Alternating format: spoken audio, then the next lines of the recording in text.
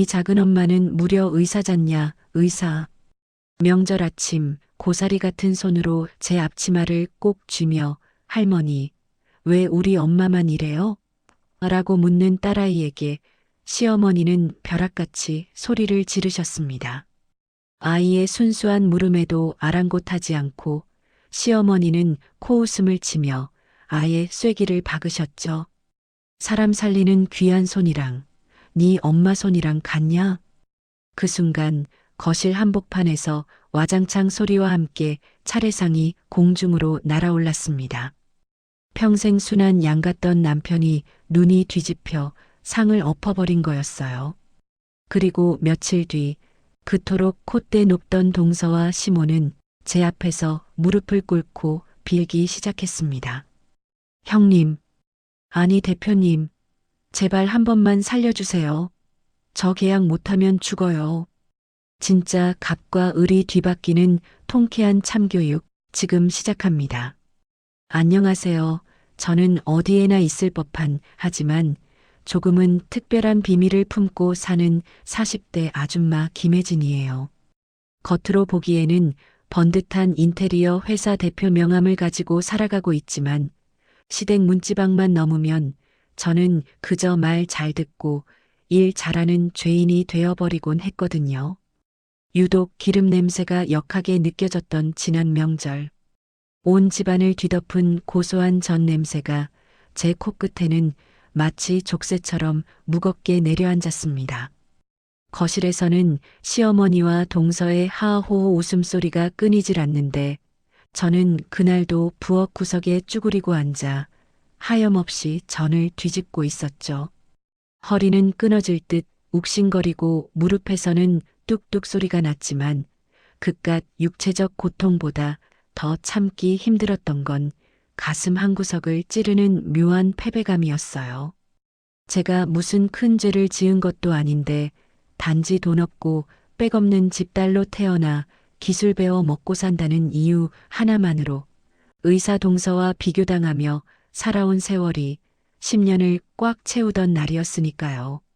사실 남편이 저한테 무관심한 사람은 아니에요. 오히려 시어머니의 그 유별난 차별을 매번 온몸으로 막아내려 애쓰는 사람이지만 그것도 하루 이틀이지 10년을 겪다 보니 저도 이골이 나서 그냥 내가 참자하고 넘기는 게 일상이 되어버렸거든요. 괜히 미워하는 마음 품어봤자 잠 못 자고 괴로운 건 시어머니도 얄미운 동서도 아닌 바로 저 자신이라는 걸 너무 잘 알았으니까요. 전을 부치면서 문득 결혼 전 상견례 날이 떠올랐습니다. 그날 식당 공기가 어찌나 차갑던지 저희 친정엄마가 시장에서 작은 건어물 가게를 한다는 말을 꺼내자마자 시어머니 표정이 일순간에 구겨지셨거든요. 마치 썩은 생선이라도 본 사람처럼 인상을 쓰시며 격이 안 맞아서 사돈댁 수준이 우리랑 너무 차이가 나네요.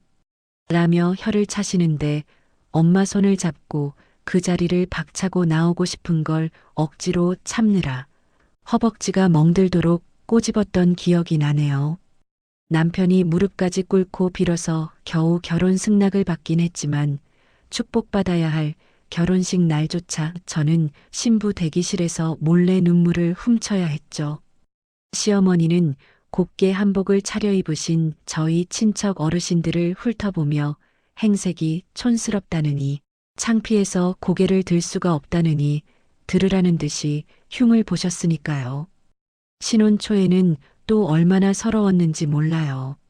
제가 한창 현장 일을 배우며 정신없이 바쁠 때였는데 시어머니가 다리를 다쳐 병원에 가야 한다며 급하게 호출을 하셨어요.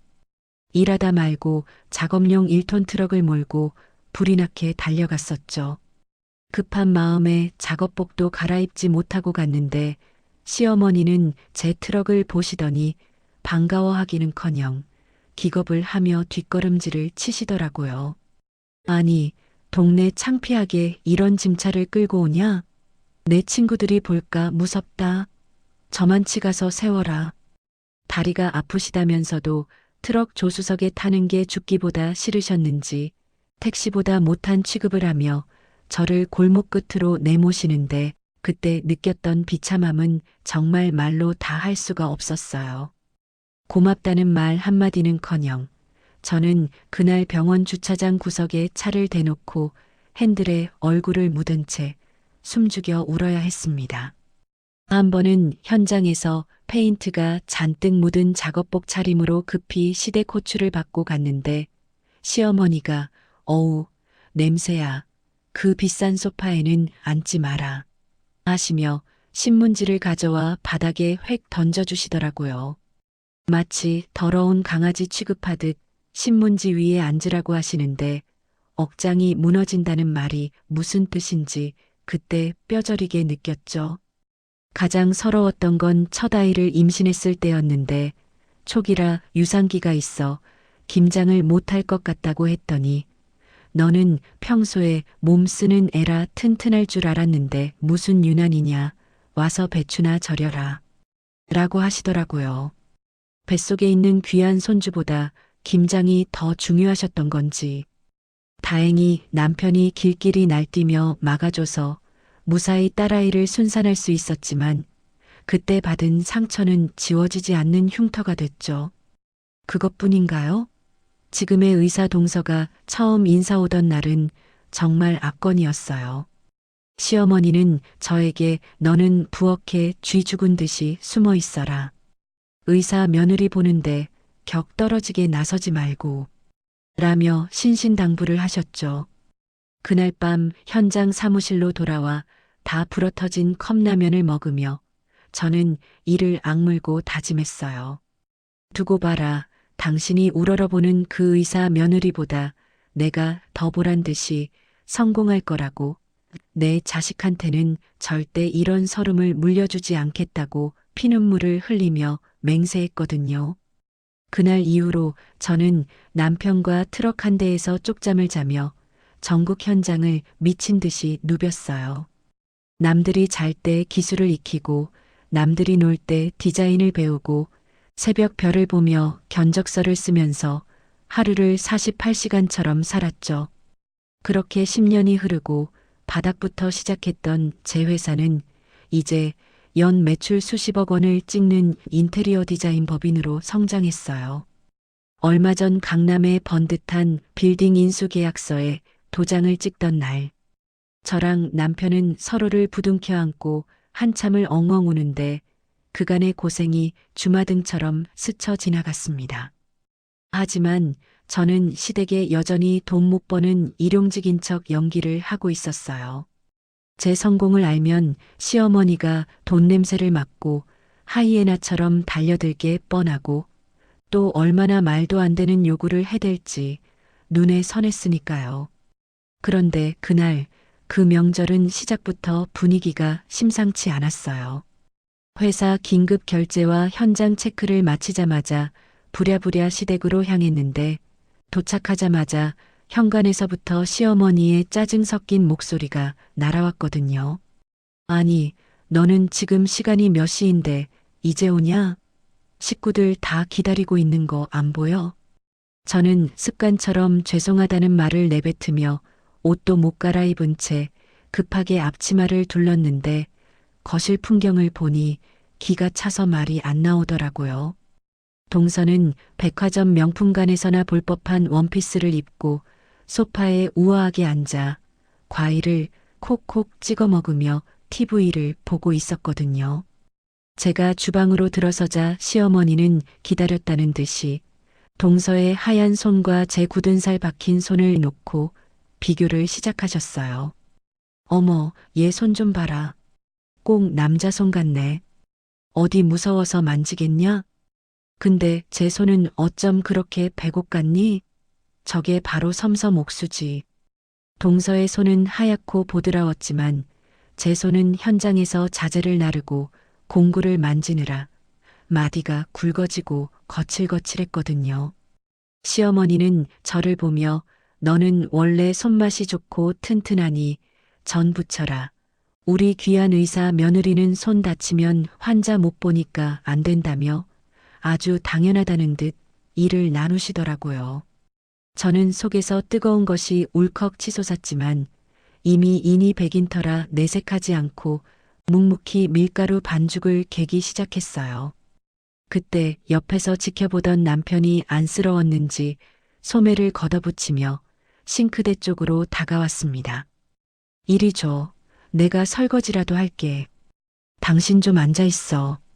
남편이 고무장갑을 집어드는 순간 시어머니가 어디서 나타나셨는지 번개같이 달려와 남편의 등짝을 찰싹 때리셨어요. 그 소리가 어찌나 큰지 거실에 있던 동서가 깜짝 놀라 쳐다볼 정도였죠. 어디 남자가 주방에 들어와. 튼튼한 애 놔두고 왜 네가 설거지를 해? 쟤는 이런 거 하는 게 편한 애야. 시어머니의 고함에 남편은 얼굴이 벌개져서 주먹을 꽉 쥐고 서 있는데 더 가관인 건 동서의 반응이었어요. 주방 입구에 기대서서 얄미운 표정으로 형님, 저는 괜히 주방이라다가 다치면 안 돼서요. 죄송해요. 라며 약을 올리는 멘트를 날리는데 정말 쥐고 있던 뒤집개로 꿀밤이라도 한 대 때려주고 싶더라고요. 그날 저녁 식사 자리는 더더욱 가관이었어요. 시어머니는 동서가 사온 한우 선물 세트를 식탁 정중앙에 올려놓으며 입이 마르도록 칭찬을 늘어놓으셨죠. 아이고, 역시 우리 며느리가 사온 고기라 그런지 때깔부터 다르네.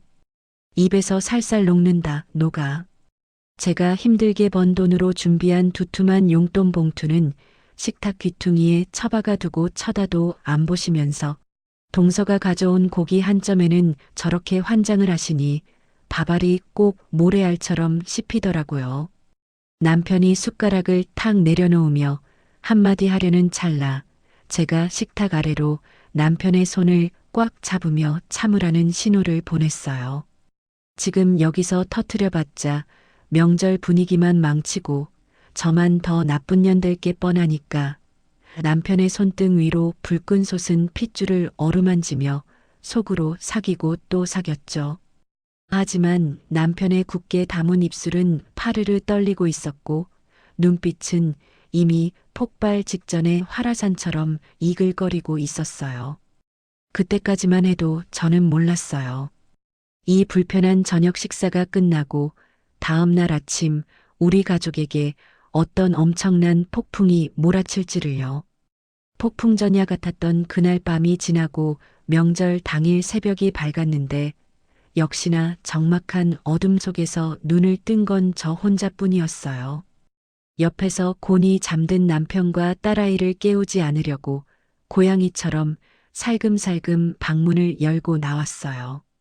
보일러를 안 틀었는지 거실 바닥에서 올라오는 냉기가 발바닥을 타고 정수리까지 찌릿하게 솟구쳤습니다. 부엌벽에 걸린 시계는 야속하게도 새벽 5시를 가리키고 있었고 저는 마치 프로그래밍된 로봇처럼 안치마를 두르고 머리를 질끈 묶은 채 차례상을 준비하기 시작했어요. 동서는커녕 시어머니조차 코빼기도 안 보이는 싸늘한 부엌. 혼자 달그락거리며 탕국을 끓이고 고사리를 볶는데 창밖이 푸르스름하게 밝아올 때까지 도와주는 사람은 단 한 명도 없었죠. 기름 냄새에 속이 울렁거려 창문을 살짝 열었더니 찬바람이 훅 들어와 뺨을 때렸어요. 그 차가운 바람보다 제 처지가 더 시리게 느껴져서 저도 모르게 헛웃음이 나오더라고요. 한참을 그렇게 혼자 지지고 볶고 있는데 해가 중천에 떠서야 안방 문이 끽 열리는 소리가 들렸어요. 동서가 부스스한 얼굴로 하품을 쩍쩍하며 나오는데 늦게 일어나서 미안한 기색은 눈곱만큼도 없고 오히려 개운하게 푹 잤다는 표정이더라고요. 머리는 산발을 하고 눈도 다 못 뜬 채로 부엌을 어슬렁거리더니 다 차려진 차례상을 쓱 한번 훑어보고는 얄밉게 한마디 던지는 게 아니겠어요? 아이고 형님, 벌써 다 하셨네요? 제가 알람을 못 들어서 어머님이 어젯밤에 피곤할 테니 푹 자라고 하셔서 깜빡했지 뭐예요. 형님 손 빠르신 건 진짜 알아줘야 해. 말이라도 못하면 밉지는 않죠. 숟가락만 얹는 그 뻔뻔함에 기가 찼지만 조상님 모시는 신성한 날 아침부터 큰 소리 내기 싫어서 꾹 참았어요. 속으로는 네가 알람을 못 들은 게 아니라 안 들은 거겠지라고 소리치고 싶었어요. 하지만 제 입에서 나쁜 말이 나가봤자 저만 드센 며느리 될 게 뻔했죠. 그렇게 어영부영 차례를 지내고 아침 식사 시간이 됐는데 여기서부터 시어머니의 편애가 아주 노골적으로 작정하신 듯 시작되더라고요. 시어머니는 김이 모락모락 나는 하얀 쌀밥 위에 제일 맛있는 갈비찜을 듬뿍 집어서 동서 밥그릇 위에 척 올려주셨어요. 우리 며느리 환자 보느라 그동안 얼마나 고생했냐. 병원 일 하려면 잘 먹어야 힘을 쓰지. 이거 한우 툭불이다. 많이 먹어라. 제 밥그릇에는 김치 쪼가리 하나 안 올려주시면서 동서한테는 생선 가시까지 하나하나 발라주셨죠. 그걸 옆에서 말똥말똥 지켜보는 우리 딸아이 눈치가 보이더라고요. 7살짜리 애가 뭘 알겠냐 싶었지만 아이들은 어른들 표정 하나, 말투 하나도 기가 막히게 눈치를 채곤 하니까요. 딸아이가 제 눈치를 슬금슬금 보더니 맛있는 반찬에는 손도 못 대고 밥만 깨작거리는데 그 모습을 보는 제 가슴 한구석이 칼로 벤 듯 아려왔어요. 엄마가 무시당하는 걸 아이가 본능적으로 느끼고 위축되는 것 같아서 미안하기도 하고 화가 나기도 해서 목이 메더라고요. 그때 밥을 먹다 말고 동서가 젓가락을 탁 내려놓더니 땅이 꺼져라 한숨을 푹 쉬었습니다. 마치 제발 내 얘기 좀 들어달라는 듯이요. 어머님, 저 이번에 개원 자리 알아보고 있는데 진짜 머리 아파 죽겠어요. 강남 쪽 메디컬 빌딩 월세가 어찌나 비싼지 건물주들이 다 도둑놈들이라니까요. 보증금은 말할 것도 없고 월세를 무슨 강도 수준으로 불러요. 그 소리에 시어머니는 밥을 드시다 말고 눈이 휘둥그레져서 박수를 치며 호들갑을 떠시더라고요. 아이고, 우리 며느리 드디어 원장님 소리 듣는 거야? 세상에 장하다 장해. 월세가 비싸면 어떠냐. 의사 선생님이 병원만 차리면 금방 돈방석에 앉을 텐데. 그런 건 걱정 말고 크게 해라. 동서는 은근히 자기 과시를 하면서도 돈 걱정하는 척 투정을 부리는데 그 꼴이 아주 가관이었습니다. 사실 동선의 사정이 좋지 않다는 건 업계 소문으로 얼핏 들어 알고 있었거든요. 서방님 사업도 시원찮고 동서도 무리하게 개원하느라 빚이 꽤 있다는 거요. 그런데도 시어머니 앞에서는 천하태평 잘 나가는 의사 흉내를 내고 있으니 속으로 코웃음이 쳐지더라고요. 저는 묵묵히 국만 떠먹다가 저도 모르게 현실적인 걱정이 튀어나오더라고요. 사업이라는 게 아무리 의사라도 쉬운 게 아니고 특히 강남바닥 임대차 계약은 독소 조항이 많아서 자칫하면 큰 코 다치기 십상이니까요. 동서, 요즘 경기도 안 좋고 금리도 높아서 개원은 신중해야 해. 자리가 좋다고 무작정 들어갔다가 임대료 못 버티고 나오는 병원들 수두룩해. 계약 조건 꼼꼼히 따져보고 특약사항도 잘 확인해야. 제 말이 채 끝나기도 전에 동서가 콧방귀를 흥기며 말을 뚝 잘랐습니다. 마치 벌레라도 보는 듯한 경멸 어린 눈빛으로 저를 위아래로 훑어보면서 쏘아붙이는데 순간 말문이 턱 막혔어요. 형님이 뭘 아세요? 동네 인테리어 하시는 거랑 병원 운영은 차원이 달라요. 제가 알아서 다 변호사 끼고 컨설팅 받아서 하는 건데 괜히 초치지 마세요. 형님은 그냥 벽지나 바르시면 되잖아요.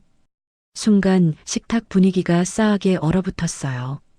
제 걱정을 무시하는 건 둘째치고 제 직업까지 싸잡아 깎아내리는 그 말투에 피가 거꾸로 솟는 것 같더라고요. 벽지나 바르라니요. 제가 흘린 땀과 눈물로 일궈낸 회사를 수십 명의 직원을 거느린 법인을 고작 도배장이 취급하는 그 오만함에 치가 떨렸어요. 참다 못한 남편이 숟가락을 탁 내려놓으며 식탁을 내리쳤습니다. 재수 씨, 말이 좀 심하네. 이 사람도 엄연히 법인 대표고 사업체 운영하는 사람이야. 다 경험에서 나온 조언인데 듣기 싫으면 말지. 사람 무시는 왜 해? 의사면 다야? 남편이 얼굴을 붉히며 제 편을 들어주려 하자 시어머니가 득달같이 끼어들어 남편을 나무라시더라고요. 마치 벼락이라도 맞은 사람처럼 펄쩍 뛰면서요. 예, 너는 재수 씨한테 그게 무슨 말버릇이냐? 그리고 기술직이 무슨 사업이야. 하루 벌어 하루 먹고 사는 거지. 어디 감히 의사 선생님 하는 일에 훈수를 둬? 밥맛 떨어지게. 네 처는 입만 열면 재수가 없어. 시어머니의 그 말 한마디가 비수가 되어 가슴에 꽂히는데 더 이상 밥알이 목구멍으로 넘어가지 않더라고요. 기술직이 뭐 어때서요? 땀 흘려 정직하게 일해서 번 돈으로 우리 가족 먹여 살리고 직원들 월급 주고 세금 꼬박꼬박 내며 누구보다 떳떳하게 사는데 왜 시어머니 눈에는 제가 아직도 10년 전 트럭 몰고 다니던 일용직 잡부로만 보이는 걸까요? 시어머니에게 저는 그저 의사 며느리 돋보이게 해주는 들러리, 돈 필요할 때만 부려먹는 하녀, 그 이상도 이하도 아니었던 거예요. 저는 터져나오려는 울음을 억지로 삼키며 국그릇을 비웠지만 속에서는 천불이 나다 못해 심장이 새까맣게 타버릴 지경이었습니다. 식탁 밑으로 손톱이 살을 파고들 정도로 주먹을 꽉 쥐었는데 아픈 줄도 모르겠더라고요. 어영부영 식사가 끝나고 다들 배를 두드리며 일어나는 분위기였는데 시어머니는 기다렸다는 듯이 주방에서 분홍색 고무장갑을 꺼내 제 쪽으로 휙 던지셨어요. 마치 더러운 걸 치우라는 듯이 아주 당연하고 자연스러운 동작으로요. 철퍼덕 소리를 내며 제 무릎 위로 떨어진 고무장갑이 마치 제 처지 같아서 비참함이 밀려왔습니다. 너는 밥 다 먹었으면 설거지나 해라. 산더미처럼 쌓였으니까 부지런히 해야 할 거다. 네 동서는 손 귀하니까 놔두고 얼른 치우고 과일 예쁘게 깎아와라. 순간 머릿속에서 팽팽하게 당겨져 있던 끈 하나가 툭 하고 끊어지는 소리가 들리는 것 같았어요.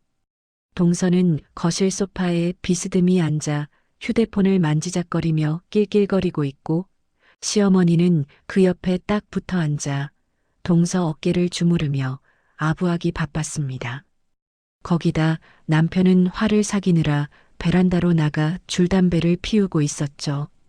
이 지독한 그림, 이 숨막히는 구도, 10년 가까이 지겹도록 반복되어 온 이 불합리한 상황이 그날따라 왜 이렇게 참을 수 없이 역겨운지 모르겠더라고요. 저는 떨리는 손으로 무릎 위에 떨어진 고무장갑을 주워들었어요. 손끝에 닿는 차가운 고무의 감촉이 소름 끼치게 싫었지만 저는 천천히 일어났어요. 그래, 이번이 마지막이다. 내가 이 집구석에서 설거지하는 것도 이번이 진짜 마지막이다. 속으로 수백 번 되뇌면서요. 싱크대 앞에 섰는데 개수대에 가득 쌓인 그릇들이 마치 저를 비웃는 것 같았습니다. 기름기 묻은 접시들, 밥풀이 눌어붙은 숟가락들, 뼈다귀가 뒹구는 냄비들. 평소 같으면 묵묵히 수세미질을 했을 텐데 오늘은 자꾸만 뒤를 돌아보게 되더라고요. 거실에서 들려오는 저 가증스러운 웃음소리, 자기들끼리 속닥거리는 소리, 그리고 베란다 창문 너머로 보이는 남편의 축 처진 어깨까지. 모든 게 슬로우 모션처럼 제 눈과 귀에 박혔어요. 동서가 시어머니한테 애교 섞인 목소리로 말하는 게 들려왔습니다. 어머님, 저 이번에 병원 오픈하면 어머님 피부 관리부터 싹 해드릴게요. 김이랑 주름이랑 싹 없애서 10년은 젊어 보이게 해드릴 테니까 기대하세요. 오메, 정말이냐? 역시 우리 며느리밖에 없다. 누구는 10년 동안 화장품 세트 하나 제대로 사준 적 없는데 역시 의사는 다르네. 저 들으라고 하는 소리였죠. 작년 어버이날에 제가 백화점에서 고르고 골라 사들인 설화수 세트는 포장도 안 뜯고 구석에 처박아 두셨으면서 동서의 빈말 한마디에는 저렇게 녹아내리시는 걸 보니 헛웃음이 절로 나왔어요. 그때 제 뒤에서 작은 인기척이 느껴졌어요. 설거지하느라 시끄러운 물소리 틈으로 아주 작고 조심스러운 발자국 소리가 들려왔거든요. 뒤를 돌아보니 우리 딸아이가 쭈뼛거리며 서 있더라고요. 고사리 같은 손으로 제 치마자락을 꽉 움켜쥐고 올려다보는데 아이 눈에 눈물이 그렁그렁 맺혀 있었어요. 7살 그 어린 것의 눈에도 뭔가 잘못됐다는 게 느껴졌을까요? 아이가 떨리는 목소리로 물었죠. 엄마, 다리 아파? 내가 도와줄까? 그 한마디에 꾹꾹 눌러왔던 제 감정의 댐이 무너질 뻔했어요. 제가 주저앉아 아이를 안아주려는 찰나 아이가 갑자기 제 손을 뿌리치고 거실 쪽으로 다다다 달려가더라고요. 말릴 새도 없이 아이의 당돌하고 쩌렁쩌렁한 목소리가 거실의 웃음소리를 뚫고 울려 퍼졌습니다. 할머니, 왜 우리 엄마만 계속 이래요? 엄마도 힘든데. 순간 거실에 찬물을 끼얹은 듯 정적이 흘렀어요. 하지만 이건 시작에 불과했죠. 이 작은 아이의 외침이 10년간 굳게 닫혀있던 판도라의 상자를 여는 열쇠가 될 줄은 그때는 아무도 몰랐습니다. 아이의 그 당돌한 외침이 거실 공기를 단번에 찢어놓았지만 그 정적은 그리 오래가지 않았어요. 저는 산더미 같은 설거지 더미 앞에서 멈칫한 채 물 묻은 고무장갑도 벗지 못하고 굳어 있었죠. 심장이 쿵쾅거리는 소리가 귓가에 윙윙거릴 정도였는데 거실 소파에 비스듬히 누워있던 동서가 피식 웃음을 터뜨리더라고요. 마치 귀여운 어린애의 투정쯤으로 여기는 듯한 그 가소로운 웃음소리가 제 신경을 긁어댔습니다. 어머, 얘 좀 봐. 벌써부터 효녀났네. 네 엄마가 힘이 좋아서 그런 거야. 원래 일 잘하는 사람이 많이 하는 법이란다. 동서가 아무렇지 않게 대꾸하며 다시 TV 채널을 돌리려 하자 딸아이는 분이 안 풀렸는지 씩씩거리며 다시 입을 열었어요. 이번에는 더 크고 또렷한 목소리였죠. 엄마는 신데렐라 같아요. 맨날 일만 하고 구박받고. 그럼 작은 엄마는 못된 왕비예요? 왜 왕비처럼 앉아서 시키기만 해요? 순간 거실의 공기가 다시 한번 꽁꽁 얼어붙었어요. 7살 아이의 입에서 나온 신데렐라와 못된 왕비라는 단어는 그 어떤 욕설보다 더 날카롭게 그들의 정곡을 찔렀으니까요. 당황한 동서의 얼굴이 순식간에 벌겋게 달아올랐고 쥐고 있던 리모컨을 떨어뜨릴 뻔하더라고요. 시어머니도 적잖이 당황하셨는지 눈을 동그랗게 뜨고 혀를 차시며 버럭 소리를 지르셨어요. 예, 너 그게 무슨 버르장머리냐? 어른한테 못된 왕비니 뭐니? 네 엄마가 평소에 널 어떻게 가르쳤길래 애가 이렇게 맹랑해? 시어머니는 아이를 나무라는 척하며 은근슬쩍 제 교육 탓을 하시더라고요. 그러면서 동서 눈치를 살피며 덧붙이셨죠. 그리고 이거사 잘 들어라. 네 작은 엄마는 의사 선생님이잖니 의사. 사람 목숨 살리는 귀한 손이라 이런 험한 물 묻히면 안 돼. 네 엄마는 이런 거 잘하고 튼튼하니까 하는 거지. 어디 감히 비교를 해? 사람 목숨 살리는 귀한 손. 네 엄마는 험한 일하는 튼튼한 손. 그 말이 제 귀에 꽂히는 순간 저는 싱크대를 잡고 있던 손에 힘이 풀려 주저앉을 뻔했어요. 제 손은 뭐 짐승 발바닥이라도 된다는 건가요? 거칠고 투박하지만 이 손으로 밤새워 도면 그리고 자재날 나서 내 가족 지켜온 저한테는 세상 무엇보다 자랑스러운 훈장 같은 손인데. 그리고 동서는 엄연히 피부과 의사인데 사람 목숨을 살리다니요. 사명감 따윈 제쳐두고 돈만 보고 개업하는 미용의사 아니었나요? 그런데 그때였어요. 베란다에서 담배를 피우고 들어오던 남편이 그 말을 토씨 하나 안 빼놓고 다 들은 모양이었어요. 평소 같으면 어허, 엄마 그만 좀 하세요 하고 말았을 사람인데 이번에는 달랐어요. 남편의 얼굴이 시뻘겋게 달아오르더니 목에 핏대가 굵게 서는 게 보이더라고요. 남편이 성큼성큼 거실로 걸어가는데 발걸음마다 바닥이 울리는 것 같았습니다. 그 살기 등등한 기운의 시어머니도 동서도 입을 다물고 남편을 쳐다만 보고 있었죠. 남편은 아무 말 없이 거실 한가운데 놓인 아직 치우지 못한 차례상 앞으로 다가갔어요. 그리고는 깊은 숨을 한번 몰아쉬더니 벼락 같은 고함을 질렀습니다. 의사 손만 사람 손이야? 어? 내 마누라 손은 뭐 발이냐고. 짐승 발이냐고. 그리고는 차례상을 양손으로 번쩍 들어 엎어버렸어요. 와장창하는 그릇 깨지는 소리가 거실을 뒤흔들었죠. 음식들이 엎어지면서 사방으로 튀어 동서의 그 비싼 원피스에도 시어머니가 아끼는 카펫에도 얼룩을 남겼어요. 동서는 깍 비명을 지르며 얼룩을 털어내기 바빴고 시어머니는 입을 떡 벌린 채 주저앉으셨습니다. 집안은 순식간에 아수라장이 됐지만 남편은 멈추지 않았어요. 씩씩대며 시어머니를 향해 삿대질까지 하더라고요. 엄마, 내가 진짜 참다 못해서 한마디 하는데 이 사람이 무슨 종년이야? 10년이야, 10년. 10년 동안 개처럼 부려먹었으면 됐지. 애 앞에서도 이러고 싶어? 며느리가 둘이면 공평하게 시키던가 아니면 둘 다 시키지 말던가. 의사 며느리는 상전이고 내 마누라는 무술이야?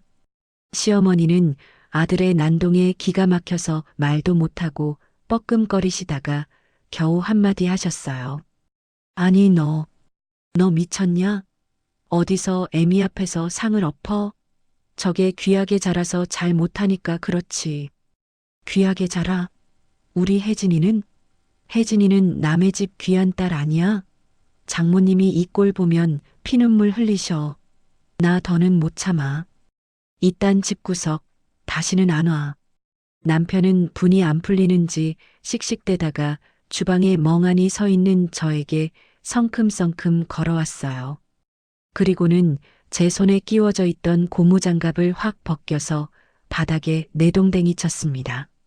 습기에 불어터진 제 손을 거친 자기 손으로 꽉 잡으면서 말했죠. 가자. 당장 짐 챙겨. 저는 얼떨결에 남편에게 이끌려 거실로 나왔어요. 동서는 아직도 원피스를 털며 울상을 짓고 있었고 시어머니는 바닥을 치며 통곡을 시작하셨죠. 아이고 내 팔자야. 며느리 잘못 들여서 아들놈이 미쳐 날뛰네. 저거 여우 같은 게 남편 꼬드겨서 시어머니 잡네. 평소 같으면 그 소리에 가슴이 철렁해서 죄송하다고 빌었겠지만 그날은 이상하게 그 울음소리가 하나도 무섭지 않았어요. 오히려 속이 뻥 뚫리는 사이다를 원샷한 기분이랄까요? 남편 손에 이끌려 현관을 나서는데 딸아이가 제 다른 한 손을 꼭 잡으며 올려다보더라고요. 아이의 눈빛이 반짝거렸어요. 마치 우리 아빠 최고다라고 말하는 것처럼요. 신발을 신는데 뒤에서 동서가 쏘아붙이는 소리가 들려왔습니다. 아주버님, 이거 너무하신 거 아니에요? 어머님 놀라셨잖아요. 그리고 제 옷 이거 어떡하실 거예요? 이거 얼만 줄이나 아세요? 남편은 뒤도 안 돌아보고 딱 한마디 던졌어요. 네 그 잘난 의사 월급으로 하나 사 입어. 그리고 너 다시는 내 눈에 띄지 마라. 그땐 상이 아니라 네 병원을 엎어버릴 테니까. 현관문이 쾅 닫히는 순간 10년 묵은 채증이 쑥 내려가는 느낌이었어요. 엘리베이터를 타고 내려오는 동안 우리 세 가족은 아무 말도 없었지만 잡은 손에는 서로의 온기가 뜨겁게 전해졌죠.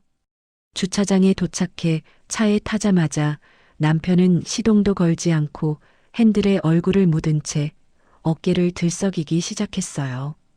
우직한 곰 같던 남편이 평생 눈물 한 방울 안 흘릴 것 같던 그 남자가 소리 죽여 울고 있었습니다. 미안하다. 혜진아, 내가 못나서, 내가 바보 병신이라서 너 고생만 시키고, 미안해, 정말 미안해. 남편의 투박한 손이 제 손등을 덮으며 눈물을 뚝뚝 흘리는데 저도 참았던 눈물이 터져 나오더라고요. 딸아이는 뒷좌석에서 카시트에 앉아 조용히 우리를 지켜보고 있었어요. 저는 남편의 등을 토닥이며 말했죠. 아니야, 여보. 고마워. 오늘 당신 진짜 멋있었어. 나 평생 잊지 못할 거야. 그렇게 한참을 울고 나서야 우리는 출발할 수 있었어요. 차창 밖으로 멀어지는 시댁 아파트를 보면서 저는 속으로 맹세했죠. 다시는 내 발로 저 집에 들어가는 일은 없을 거다. 그리고 이제부터 진짜 내 모습을 보여주마. 시댁을 빠져나온 차 안의 공기는 마치 태풍이 휩쓸고 지나간 뒤의 하늘처럼 묘하게 고요하면서도 맑았어요. 뒷좌석에서 잠든 딸아이의 새근거리는 숨소리만이 규칙적으로 들려오고 남편은 여전히 붉게 충혈된 눈으로 운전대만 꽉 쥐고 있었죠. 방금 전 시댁에서 벌어진 한바탕 소동이 아직도 믿기지 않는 듯 남편은 거친 숨을 몰아쉬며 간간히 후 하고 깊은 한숨을 내뱉었어요. 하지만 그 한숨은 후회나 걱정이 아니라 10년 묵은 채증을 뱉어내는 듯한 후련함에 가까웠죠. 저는 운전하느라 힘줄이 붉어진 남편의 손등 위에 제 손을 조용히 얹었어요. 남편이 제 손을 꽉 맞잡으며 떨리는 목소리로 말하더라고요. 혜진아, 괜찮아? 내가 너무 막 나갔나? 제가 고개를 저으며 남편의 어깨에 머리를 기대자 남편은 피식 웃으며 멋쩍은 듯 코를 훌쩍였어요. 그렇게 서로의 온기를 느끼며 고속도로를 달리고 있는데 문득 어제 회사에서 가져온 서류 봉투가 생각나더라고요. 사실 어제 시댁 가기 전에 급하게 챙겨오느라 남편한테 미처 말하지 못한 게 하나 있었거든요. 남편도 우리 회사가 이번에 강남 역삼동 빌딩을 인수한 건 알고 있었지만 세부적인 임대차 계약 현황까지는 보고하지 않았었죠. 특히 3층 임차인에 대해서는요. 여보, 나 당신한테 아직 말 안 한 게 하나 있어. 제가 조심스럽게 운을 떼자 남편이 백미러로 저를 힐끔 보며 물었어요. 남편이 붉어진 눈으로 저를 힐끔 보며 물었어요. 뭔데? 뭐 빚이라도 있어? 괜찮아. 내가 다 갚아줄게. 저는 피식 웃음이 나왔어요. 이 남자는 끝까지 이런 식이었죠. 저는 고개를 저으며 서류 봉투를 흔들어 보였습니다. 아니, 우리 이번에 인수한 역삼동 메디컬 빌딩 있잖아. 거기 3층 피부과 자리 말이야. 아, 그 공실이었던 자리? 계약 진행 중이라며. 잘 됐어? 남편은 대수롭지 않게 물었지만 제 입에서 나올 다음 말을 상상도 못하고 있었죠. 응, 거의 계약 직전인데. 그 들어오겠다는 피부과 원장이 누군지 알아? 누군데? 유명한 사람이야? 저는 잠시 뜸을 들이다가 나지막이 이름을 불렀어요. 서지은. 어디서 많이 들어본 이름인데. 설마. 남편이 브레이크를 밟을 뻔하며 눈을 휘둥그레 떴어요. 응, 맞아. 동서야. 동서가 계약하려던 그 병원 자리가 바로 우리 건물 3층이야. 남편은 입을 떡 벌리고 말을 잇지 못하더라고요. 그러더니 이내 참, 세상 좁다더니, 라며 헛웃음을 터뜨리기 시작했어요. 너무 어이가 없어서 웃음밖에 안 나온다는 표정이었죠. 동서는 꿈에도 모르고 있을 거야. 등기부등본 떼봐도 소유주가 우리 법인명인 드림디자인으로 되어 있으니까 그게 우리 회사일 거라고는 상상도 못했겠지. 남편은 핸들을 툭 치며 통쾌한 표정으로 물었어요. 와, 대박이네. 그럼 이제 어쩔 거야? 계약해 줄 거야? 저는 의미심장한 미소를 지으며 고개를 저었어요. 글쎄, 건물주가 누군지도 모르고 내 앞에서 그렇게 콧대를 세우는데 그냥 넘어가면 섭섭하잖아. 제대로 한번 갑질이 뭔지 보여줘야지. 당신도 동참할 거지? 남편은 씩 웃으며 대답했어요. 당연하지. 내가 시공이사로서 아주 깐깐하게 현장 점검해 줄게. 벽지 하나, 타일 하나까지 트집 잡아서 혼을 쏙 빼놓을 테니까 기대해. 우리는 차 안에서 하이파이브를 하며 낄낄거렸어요. 마치 비밀 작전을 꾸미는 첩보 요원이 된 것처럼 짜릿하더라고요. 다음 날 아침, 평온한 휴일의 아침을 깨운 건 아니러니하게도 동서의 전화였어요. 남편이 밥상을 엎고 나온 지 불과 하루도 안 지났는데 역시 동서의 멘탈은 강철 같았죠. 저는 남편에게 쉬타는 제스처를 보내고 스피커폰으로 전화를 받았어요. 형님, 저예요.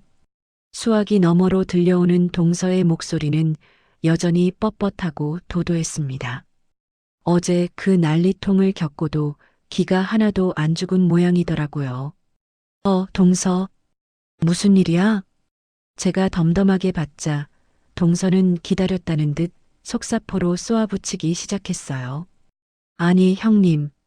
어제는 너무 경황이 없어서 말씀 못 드렸는데 아주버님 좀 말리지 그러셨어요? 어머님 놀라셔서 청심환 드시고 겨우 주무셨어요. 명절에 그게 무슨 행패예요, 진짜. 배운 집안에서는 상상도 할 수 없는 일이라니까요. 적반하장도 유분수지, 행패라니요? 본인들이 10년 동안 저한테 부린 게 진짜 행패 아니고 뭐란 말인가요? 옆에서 듣고 있던 남편의 표정이 일그러졌지만 제가 손을 잡아 진정시켰어요. 동서, 아주버님이 왜 그랬는지는 본인들이 더 잘 알 텐데. 그리고 행패라니 말 조심해. 그동안 참아준 사람한테 할 소리니?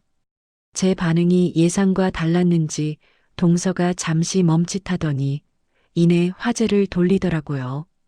본론은 따로 있었던 거죠. 그건 그렇고 저 이번에 계약하려던 병원 자리요. 그것 때문에 전화드렸어요.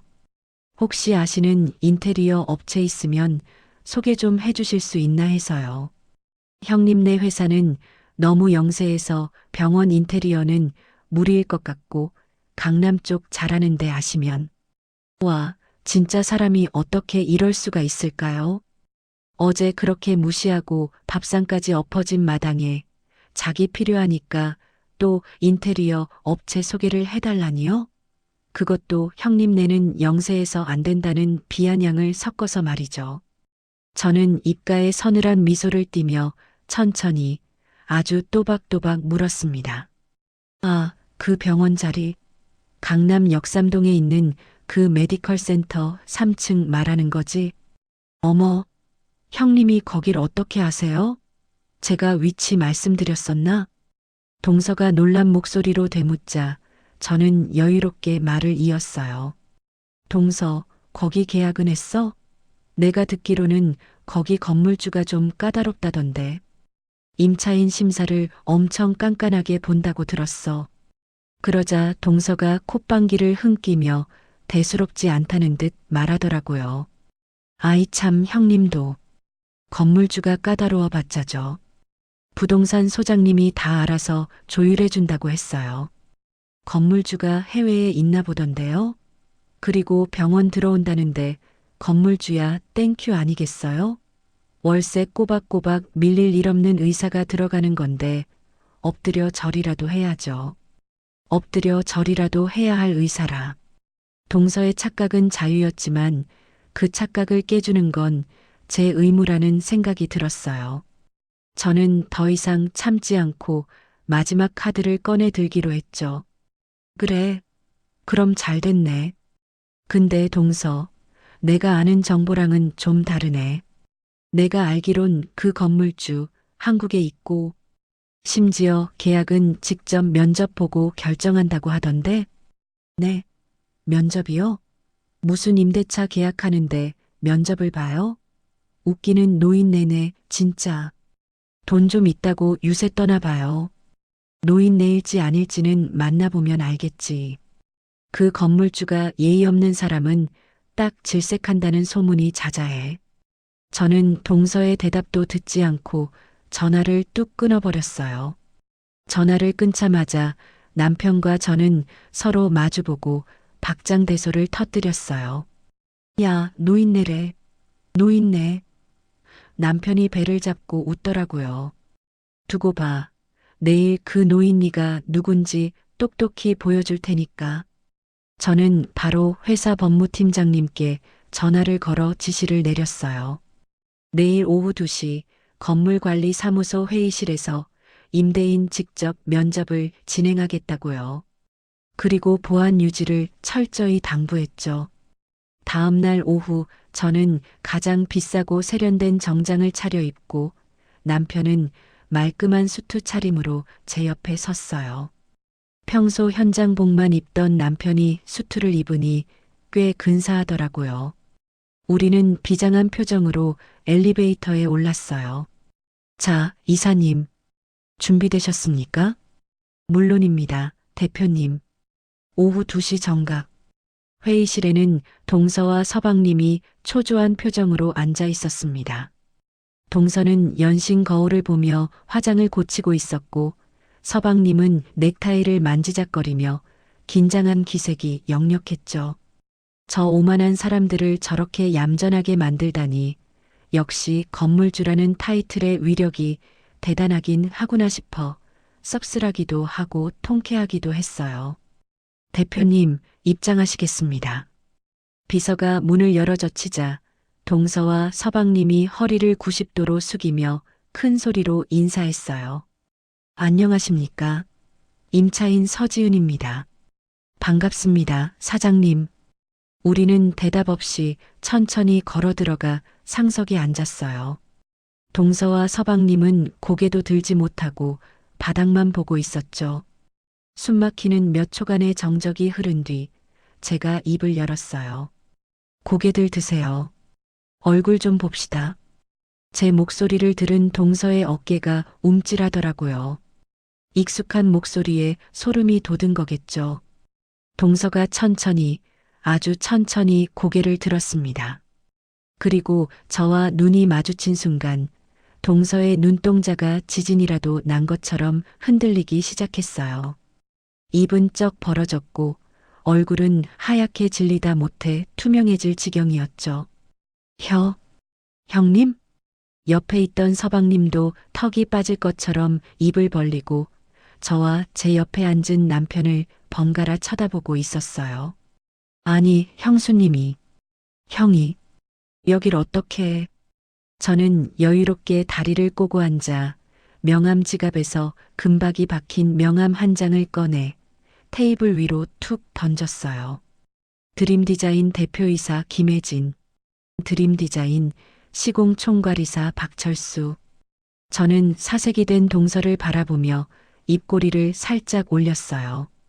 동서, 미안하게 됐네. 여기 내 건물이야. 그렇게 무시하던 영세한 동네 인테리어 회사가 산 건물이라고. 자, 이제 면접 시작해볼까? 우리 의사님 건물주 앞에서 얼마나 예의 바른지 한번 볼까? 동서의 다리가 후들거리는 게 눈에 보일 정도였어요. 자신이 그토록 깔보고 무시했던 형님이 자신의 목줄을 쥐고 있는 건물주라는 사실, 그리고 그 옆에 든든하게 버티고 있는 남편의 싸늘한 눈빛. 게임은 끝났어요. 아니, 이제 진짜 피 말리는 가불관계의 역전 드라마는 지금부터 시작이었죠. 회의실 안은 마치 시간이 멈춘 것처럼 고요했습니다. 에어컨 돌아가는 소리조차 들리지 않을 정도로 숨막히는 침묵만이 감돌았죠. 테이블 위에 덩그러니 놓인 명함 속 제 이름 세 글자가 동서의 눈동자에 박혀서 꼼짝도 못하게 만드는 것 같았어요. 동서는 마치 유령이라도 본 사람처럼 입을 벌린 채 저를 쳐다보고 있었고 옆에 앉은 서방님은 넥타이를 거칠게 풀어 헤치며 연신 헛기침만 해댔죠. 식은땀이 줄줄 흐르는 게 눈에 보일 정도였는데 그 꼴을 보니 웃음이 터지려는 걸 꾹 참느라 허벅지를 꼬집어야 했어요. 제가 그토록 원했던 그림이었지만 막상 눈앞에서 저렇게까지 얼어붙은 꼴을 보니 10년 묵은 채증이 쑥 내려가는 기분이었습니다. 뭐해요? 앉으세요. 다리 아프게 계속 서 있을 거예요? 제가 짐진 여유로운 척 턱짓으로 의자를 가리키자 두 사람은 허둥지둥 의자를 빼서 앉았어요. 동서는 앉으면서도 계속 힐끔힐끔 저와 남편을 번갈아 쳐다보는데 도무지 이 상황이 믿기지 않는다는 표정이었죠. 남편은 팔짱을 끼고 의자 등받이에 기대 앉아 아주 싸늘한 눈빛으로 서방님을 노려보고 있었어요. 평소 같았으면 형 왔어? 하고 너스레를 떨었을 서방님이 형의 저런 눈빛 앞에서는 고개도 못 들고 쭈그러들어 있더라고요. 마치 죄를 지은 강아지가 주인 눈치를 보는 것처럼요. 남편이 헛기침을 한번 크게 하자 서방님은 어깨를 움찔하며 더 작아졌어요. 그동안 형이라는 이유로 돈도 빌려주고 굳은 일 다 해줬더니 만만하게 봤던 거죠. 이제야 진짜 형의 무서움을 알게 된 것 같아 속이 다 시원했습니다. 자, 그럼 면접 시작하죠. 우리 건물 3층 임차 희망하시는 서지은 원장님?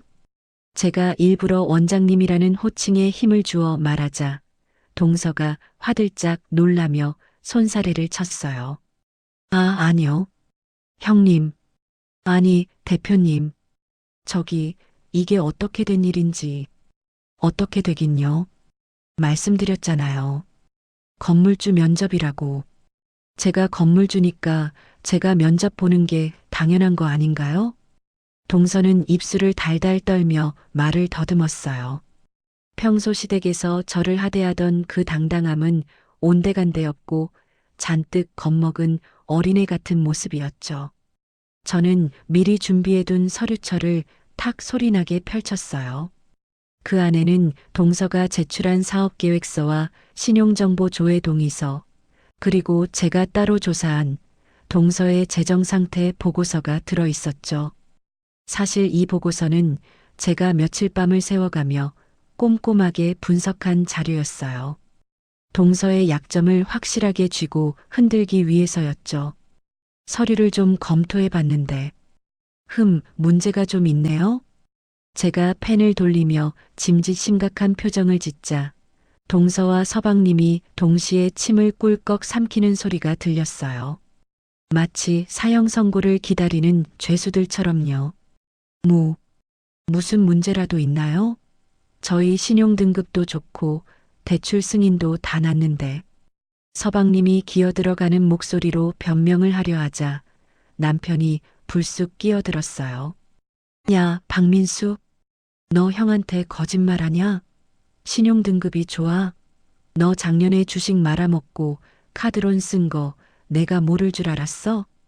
남편의 팩트 폭격에 서방님 얼굴이 사색이 됐어요. 사실 남편은 서방님 뒷바라지 하느라 몇 번 빚을 갚아준 적이 있어서 훤히 꿰뚫고 있었거든요. 서방님은 형 앞에서 거짓말하다 들킨 게 창피한지 고개를 푹 숙였어요. 그건 다 해결했어, 형. 아니, 이사님. 이번에 개원하면 금방 갚을 수 있어요. 제발 한 번만 믿어주세요. 해결은 무슨. 돌려막기 한 거 다 아는데. 그리고 재수 씨, 여기 사업계획서 보니까 인테리어 비용을 평당 300으로 잡으셨네. 강남 한복판에서 그것도 피부과를 평당 300에 하겠다고요?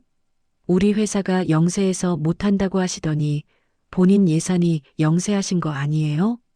제 말에 동서 얼굴이 홍당무처럼 빨개졌어요. 어제 전화로 저한테 형님 내는 영세에서 안 된다고 비아냥거렸던 게 부메랑이 되어 돌아온 거죠.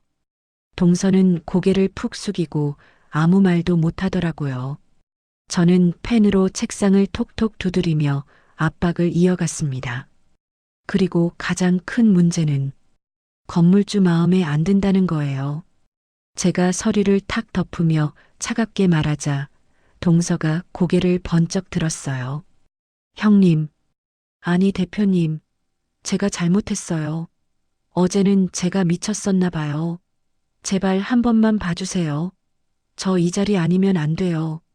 계약금도 다 걸어놨단 말이에요. 동서가 갑자기 의자에서 내려와 바닥에 무릎을 꿇고 빌기 시작했어요. 그 도도하던 의사 사모님이 명품 원피스를 입고 바닥을 기는 꼴이라니. 서방님도 덩달아 무릎을 꿇고 손을 비비며 애원했죠. 형수님, 제발요. 저희 진짜 여기 아니면 길바닥에 나 앉아요. 기계계약금이며 뭐며 다 걸려 있다고요. 형이 좀 말해줘. 우리 가족이잖아. 남편은 코웃음을 치며 서방님을 내려다봤어요. 야, 웃기지 마라. 너네 우리 마누라 10년 동안 개무시했잖아. 기억 안 나? 그래놓고 이제 와서 뭐? 가족? 웃기고 자빠졌네. 남편의 일갈에 서방님은 꿀먹은 벙어리가 됐어요. 저는 자리에서 일어나 천천히 동서 앞으로 걸어갔어요. 그리고 쭈그리고 앉아 동서의 눈을 똑바로 쳐다봤죠. 동서 일어나요. 우리 원장님 격 떨어지게 이게 뭐 하는 짓이야? 제가 동서가 자주 쓰던 격이라는 단어를 돌려주자 동서의 눈에서 눈물이 뚝뚝 떨어지더라고요. 저는 동서의 눈물을 닦아주는 신용을 하며 귓가에 속삭였어요. 계약해줄게. 제 말에 동서의 얼굴에 화색이 돌았어요. 정말요? 감사합니다. 감사합니다, 형님. 단 조건이 있어. 제가 차가운 미소를 지으며 말했죠. 보증금 2배, 월세 30% 인상, 그리고 인테리어는 무조건 우리 드림 디자인 지정 시공. 평당 500만 원. 싫으면 나가. 동서의 입이 떡 벌어졌어요. 강남 시세보다 훨씬 비싼 말 그대로 호구 계약 조건이었으니까요. 하지만 동서에게는 선택권이 없었어요. 이미 다른 곳들은 계약이 다 찼고 장비 리스 계약까지 걸어놔서 당장 개원을 못하면 위약금 폭탄을 맞을 상황이었으니까요. 무엇보다 이 자리를 놓치면 다시는 강남에 발을 못 붙일 거라는 걸 본인도 잘 알고 있었겠죠. 그건 너무 비싼데요. 저희 자금이. 비싸? 그럼 관두시던가. 대기자는 세고 셌으니까. 제가 뒤도 안 돌아보고 회의실 문 쪽으로 걸어가자 다급해진 동서가 제 바짓가랑이를 잡았어요. 정말 필사적이더라고요. 아니에요. 할게요. 계약할게요. 돈 맞출게요. 제발 계약만 해주세요. 시어머니 집이라도 팔아서 맞출게요. 동서의 절박한 외침에 저는 멈춰섰어요. 그리고 뒤를 돌아보며 씩 웃었죠. 시어머니 집을 팔아서라도 맞추겠다라. 시어머니가 이 사실을 알면 뒤로 넘어가시겠지만 그건 제 알 바 아니었죠. 그래. 그럼 계약서 가져오라고 할게. 그렇게 우리는 말도 안 되는 조건의 임대차 계약서에 도장을 찍게 만들었습니다. 동서는 떨리는 손으로 도장을 찍으며 눈물을 훔쳤고 서방님은 한숨을 푹푹 쉬었죠. 계약이 끝나고 두 사람이 비틀거리며 회의실을 나가는 뒷모습을 보는데 남편이 제 어깨를 감싸며 속삭였어요. 와, 우리 마누라 진짜 무섭네. 나 앞으로 진짜 잘해야겠다. 왜? 당신도 나한테 월세 낼래? 우리는 서로를 보며 낄낄거렸어요. 하지만 이건 시작에 불과했죠. 동서가 무리해서 계약한 이 병원이 결국 동서의 발목을 잡는 족쇄가 될 줄은 본인도 몰랐을 거예요. 그리고 그 소식을 들은 시어머니가 가만히 있을 리가 없었죠. 진짜 전쟁은 이제부터였어요. 그날 밤 저는 남편과 함께 와인을 한잔하며 자축했어요. 여보, 오늘 진짜 고생했어. 당신 덕분에 10년 채증이 다 내려갔네. 남편은 쑥스러운 듯 머리를 극적였어요. 아니야, 당신이 다 했지. 난 그냥 옆에서 거들었을 뿐인데.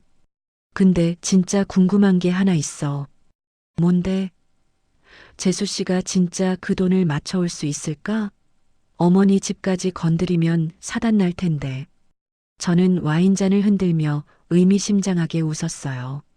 글쎄, 시어머니가 며느리 사랑이 지극하시니까 집 정도는 내놓지 않으실까? 의사 며느리 앞길 막으면 안 되잖아. 사실 저는 알고 있었어요. 동서가 이미 여기저기 빚을 끌어다 쓰고 있다는 걸요. 제 요구 조건을 맞추려면 결국 사채까지 손을 대거나 시어머니 재산에 손을 댈 수밖에 없는 상황이었죠. 그리고 그 선택이 어떤 파국을 불러올지도 뻔히 보였고요. 하지만 저는 멈출 생각이 없었어요. 그들이 저에게 준 상처에 비하면 이건 세 발의 피도 안 되니까요. 다음 날부터 저는 동서의 병원 인테리어 공사를 직접 지휘했어요. 물론 아주 깐깐하고 꼼꼼하게요. 자재 하나하나 다 제가 검수하고 조금이라도 마음에 안 들면 다시 하라고 시켰죠. 동서는 울며 겨자 먹기로 제 지시를 따를 수밖에 없었어요. 형님, 이 타일은 너무 비싼 거 아닌가요? 비싸면 하지 말던가. 우리 건물 품격 떨어지게 싼 티 나는 건 안 돼. 제가 딱 잘라 말하면 동서는 아무 말도 못하고 결제 카드를 내밀었죠. 그렇게 동서의 통장은 점점 말라가고 제 복수국은 점점 클라이맥스를 향해 달려가고 있었어요. 세상에 영원한 비밀은 없다고 하죠? 특히나 돈과 관련된 비밀은 더더욱 발이 달려 도망가는 법이니까요. 동서와 시동생이 제 앞에서 무릎 꿇고 울며 겨자 먹기로 계약서에 도장을 찍은 지 딱 일주일이 지났을 무렵이었어요. 그 일주일 동안 저는 동서의 병원 인테리어 현장을 마치 제 집 안방 드나들듯 감시하며 피를 말리고 있었는데 결국 사단이 나고 말았죠. 동서가 급한 불을 끄겠답시고 시어머니에게 손을 벌린 게 화근이었어요. 어머님, 병원 개원하는데 보증금이 좀 모자라서요. 이 건물주가 아주 악질이라 보증금을 2배나 올려달라지 뭐예요. 동서는 차마 그 악질 건물주가 저라는 말은 못하고 시어머니 돈을 뜯어내려 했던 모양이에요.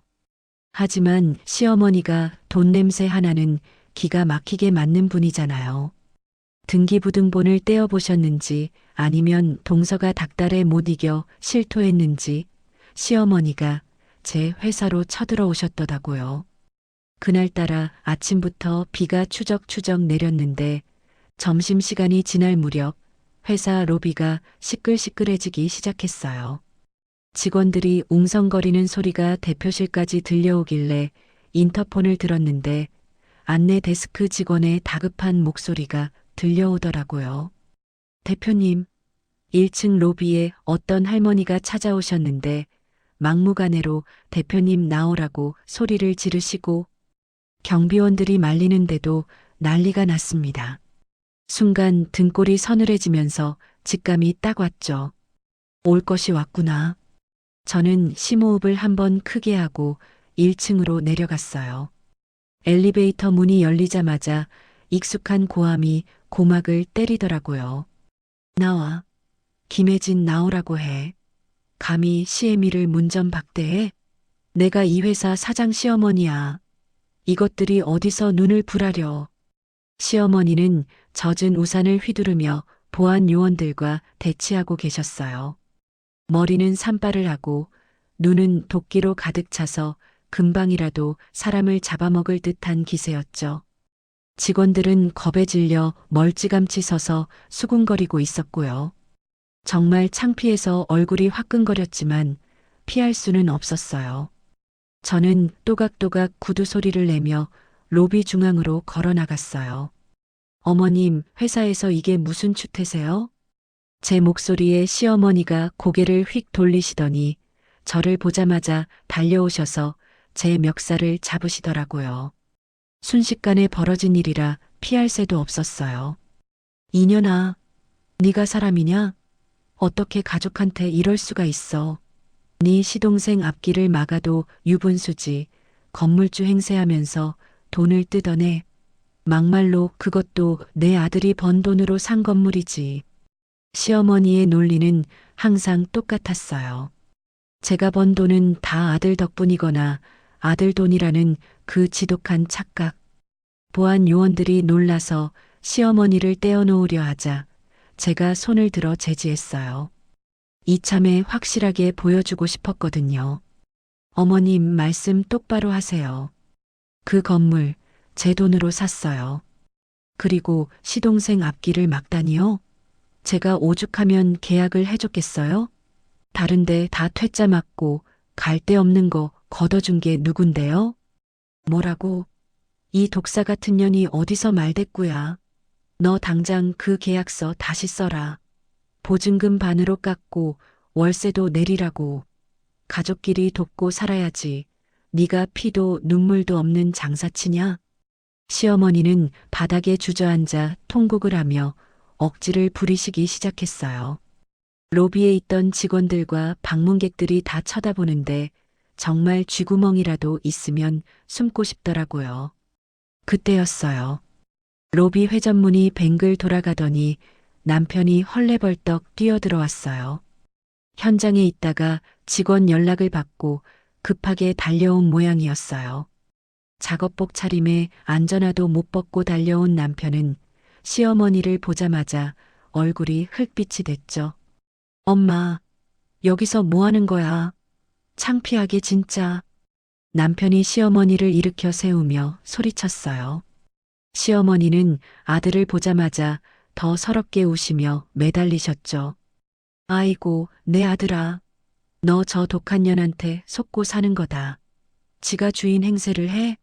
너 뼈 빠지게 일해서 번 돈 다 전현이 꿀꺽한 거 아니냐? 남편은 기가 막힌다는 표정으로 시어머니의 손을 뿌리쳤어요. 그리고 주변 사람들이 다 듣도록 큰 소리로 또박또박 말했죠. 엄마, 제발 좀. 내가 몇 번을 말해. 그 건물 100% 혜진이 돈으로 산 거야. 나 결혼할 때 빈털털이었던 거 엄마가 더 잘 알잖아. 나 빚더미에 앉았을 때 걷어주고 먹여 살린 게 이 사람이라고. 고맙다고 절은 못할 망정 와서 행패를 부려. 남편의 고함에 시어머니는 멍한 표정으로 입을 다물지 못하셨어요. 평생 아들만 바라보고 사셨던 분이라 아들의 저런 반응은 상상도 못하셨겠죠. 남편은 보안 요원들에게 눈짓을 보내며 차갑게 말했어요. 밖으로 안내해드려. 다시는 회사 근처에 얼씬도 못하게 해. 시어머니는 질질 끌려나가면서도 끝까지 악담을 퍼부으셨어요. 두고 보자. 천벌 받을련. 네가 그러고도 잘 살 줄 아냐. 시어머니가 사라지고 난 뒤 남편은 고개를 푹 숙인 채 저를 똑바로 쳐다보지도 못하더라고요. 저는 남편의 어깨를 토닥여주며 직원들을 돌려보냈어요. 마음이 씁쓸했지만 한편으로는 속이 후련하기도 했어요. 드디어 골물대로 골맞던 고름이 터진 느낌이었으니까요. 하지만 시련은 여기서 끝이 아니었어요. 엎친 데 덮친 격이라고 동서의 병원 개원 준비 과정에서 진짜 큰 문제가 터지고 말았거든요. 그날 오후 회사 법무팀장님이 심각한 표정으로 제 방에 들어오셨어요. 대표님, 3층 임차인 서지은 원장 관련해서 긴급하게 보고 드릴 게 있습니다. 뭔데요? 또 공사 대금 밀렸대요? 아니요, 그게 아니라 지금 의료계 쪽 찌라시가 돌고 있는데 내용이 심상치 않습니다. 서 원장이 페이닥터 시절에 제약회사로부터 불법 리베이트를 받았다는 의혹이 제기됐습니다. 게다가 과잉 진료로 환자들한테 고소당한 전력도 있다고 하고요. 순간 머리가 띵하더라고요. 리베이트라니, 과잉 진료라니. 의사로서의 윤리는커녕 범죄 행위나 다름없는 짓을 저지르고 다녔던 거였어요. 시어머니 앞에서는 고고한 척, 깨끗한 척은 다 하더니 뒤로는 호박씨를 까고 있었던 거죠. 이 소문이 돌자마자 은행 대출이 꽉 막혀버렸어요. 동서는 개원 자금을 대출로 충당하려고 했는데 신용도가 바닥을 치면서 자금줄이 끊겨버린 거예요. 그날 저녁 동서가 사색이 되어 제 집으로 찾아왔어요. 초인종을 미친 듯이 눌러대는데 인터폰 화면 속 동서의 얼굴은 눈물 콧물로 범벅이 되어 있었죠. 문을 열어주자마자 동서는 현관 바닥에 넙죽 엎드려 제 다리를 잡고 늘어졌어요. 형님, 형님, 제발 살려주세요. 저 좀 도와주세요. 이게 무슨 짓이야? 일어나지 못해? 형님, 저 진짜 죽어요. 리베이트건 터지면서 대출도 다 막히고 지금 인테리어 공사비도 못 주게 생겼어요. 보증금 조금만 깎아주시면 안 될까요? 아니, 차용증 쓰고 좀 빌려주시면 안 될까요? 제가 평생 은혜 갚을게요. 동서의 애원은 처절했지만 제 마음은 차갑게 식어 있었어요. 10년 동안 제가 흘린 눈물에 비하면 이건 아무것도 아니었으니까요. 게다가 불법을 저지른 사람을 감싸줄 생각은 추호도 없었고요. 그때 시어머니도 뒤따라 들어오셔서 거들기 시작하셨어요. 낮에 회사에서 난동 피운 건 잊으셨는지 이번에는 읍소 작전으로 나오시더라고요. 혜진아, 그래도 가족 아니냐. 제발 한 번만 눈 감아줘라. 얘 의사 면허 정지되면 우리 집안 다 망한다. 네가 돈도 많다면서 좀 도와주면 안 되냐? 필요할 때만 가족이고 쓸모없으면 남보다 못한 게 가족인가요? 저는 시어머니와 동서를 내려다보며 아주 싸늘하게 그리고 단호하게 말했어요. 어머님, 그리고 동서. 착각하지 마세요. 임대차 계약은 엄연한 비즈니스예요. 사정 봐주고 깎아주는 구멍가게 아니라고요. 그리고 리베이트? 그건 범죄예요. 범죄자를 도와주는 건 공범이나 하는 짓이고요. 형님, 계약서 조항 기억나죠? 중도금 기일 내에 입금 안 되면 계약 파기입니다. 위약금은 계약금 전액 몰수고요. 인테리어 공사 진행된 거 원상복구 비용까지 청구할 거니까 그렇게 아세요. 동서는 다리에 힘이 풀렸는지 바닥에 주저앉아 멍하니 저를 쳐다봤어요. 시어머니는 이 독한 년, 피도 눈물도 없는 년, 이라며 다시 악을 쓰셨지만 남편이 나와서 두 사람을 쫓아냈어요. 현관문이 닫히고 밖에서 들려오는 통곡 소리를 들으며 저는 소파에 털썩 주저앉았어요. 마음이 편치만은 않았지만 후회는 없었어요. 이건 제가 만든 비극이 아니라 그들이 자초한 인과응보였으니까요. 동서의 추락은 이제 시작일 뿐이었고 그 끝에는 더 비참한 결말이 기다리고 있다는 걸 저는 직감하고 있었어요. 동서가 제 앞에서 무릎 꿇고 빌었던 그날 밤 이후 사태는 걷잡을 수 없이 흘러갔어요. 제가 동서에게 던진 계약 파기와 원상복구 비용 청구라는 카드는 단순한 협박이 아니었거든요. 다음 날 아침 저는 출근하자마자 법무팀을 시켜 동서에게 내용 증명을 발송했어요. 귀하의 임대차 계약 위반에 따른 계약 해지 통보 및 손해배상 청구라는 제목이 아주 선명하게 박힌 서류였죠. 내용은 간단 명료했어요. 잔금 지급 기일을 하루라도 어길 시 즉시 계약을 해지하며 기지급된 계약금은 위약금으로 몰취한다. 또한 진행 중인 인테리어 공사를 즉각 중단하고 원상복구할 것. 숨쉴 구멍 하나 없는 아주 완벽하고 잔인한 통보였죠. 내용 증명을 받은 동서는 발등에 불이 떨어진 정도가 아니라 온몸에 기름을 붓고 불 속에 뛰어든 사람처럼 미쳐 날뛰기 시작했어요. 리베이트건으로 은행 대출은 전면 막혔고 제2금융권에서도 손사래를 치는 상황이었으니까요. 결국 동서가 선택한 최후의 수단은 역시나 시어머니였어요. 어머님, 저 진짜 죽어요. 이번만 넘기면 제가 평생 어머님 모시고 살게요. 병원만 개원하면 금방 갚을 수 있어요. 동서의 눈물 젖은 호소에 시어머니 마음이 약해지신 건지 아니면 의사 며느리라는 타이틀을 놓치기 싫으셨던 건지 시어머니는 평생 모은 노후 자금인 아파트 담보대출에 손을 대고 마셨습니다. 그것도 모자라 여기저기 친척들에게까지 빚을 내서 잔금을 맞춰오셨더라고요. 시어머니가 떨리는 손으로 통장을 내밀며 말씀하시는데 그 모습이 참 뭐라 말할 수 없이 기가 막혔어요. 혜진아, 내가 졌다. 이거 받아라. 내 집 담보 잡혀서 가져온 돈이다.